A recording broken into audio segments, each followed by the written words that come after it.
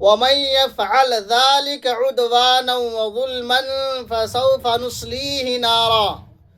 اور جو شخص حد سے تجاوز کرے گا یا ظلم کرے گا تو عنقریب ہم اس کو جہنم میں داخل کریں گے۔ وَكَانَ ذَلِكَ عَلَى اللَّهِ يَسِيرًا۔ اور یہ بات اللہ تبارک و تعالیٰ کے لیے بڑا ہی آسان ہے۔ ان تجتنبوا كبائر ما تنهون عنه نكفر عنكم سيئاتكم۔ اگر تم ان کبائر گناہ سے بچو گے جن سے تم کو منع کیا جاتا ہے تو ہم تم سے تمہارے سیئات کو مٹا دیں گے۔ وَنُدْخِلْكُمْ مُدْخَلًا كَرِيمًا، اور بہترین مدخل میں داخل کریں گے اور اچھی جگہ میں ہم داخل کریں گے۔